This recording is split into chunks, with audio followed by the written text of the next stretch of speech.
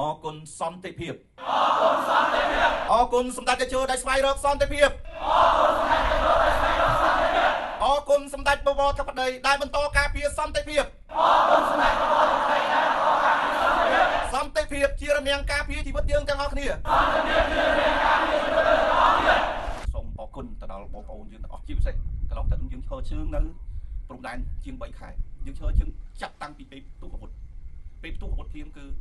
ខ្ញុំបាទសូមគោលការណ៍ពីសម្ដេចតេជោផ្ទាល់សម្ដេចតេជោបានចង្អុលបង្ហាញនិងណែនាំសម្រាប់ការទៅធ្វើអាហារជូនបងប្អូននិស្សិតអញ្ចឹងបញ្ជាក់ប្រាប់បងប្អូនទាំងអស់គ្នាថាការងារនៅព្រំដែននេះដែលមុននឹងខ្ញុំទៅនេះគឺខ្ញុំបានសូមការណែនាំពីសម្ដេចតេ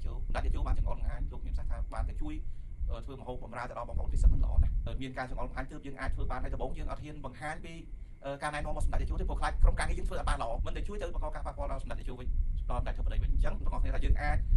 ទៅធ្វើកិច្ចការងារនៅទីនោះបានមានការចង្អុលបង្ហាញពីសម្ដេចតេជោនិងការយកចិត្តទុកដាក់ពីសម្ដេចធិបតីក្រុមការងារខ្ញុំអរគុណណាស់យើងធ្វើការទាំងយប់ទាំងថ្ងៃក្នុងការចូលរួមការពារសង្គមរបស់យើងកាលណាយើងការពារ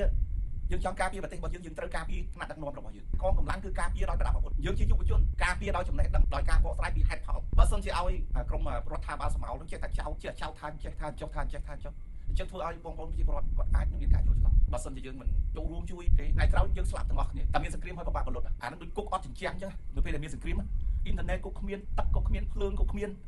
ហើយរត់គេចគ្រាប់ហើយជំងឺអត់មានពេទ្យព្យាបាលបាយទឹកមិនដឹងនៅណាដដើមគ្នាហើយគ្នាតែមានសង្គ្រាមហើយអានឹងគឺពិបាកណាស់អញ្ចឹងយើងចូលរួមជាមួយគ្នាតែខាតត្រូវតែចូលរួមជីវិតរបស់ខ្ញុំការតាំងចិត្តរបស់ខ្ញុំគឺខ្ញុំនៅជាមួយសង្គមការលះបង់របស់ខ្ញុំទោះបីខ្ញុំមានតិចមានច្រើនគឺខ្ញុំតែងតែផ្សារភ្ជាប់ជាមួយសង្គម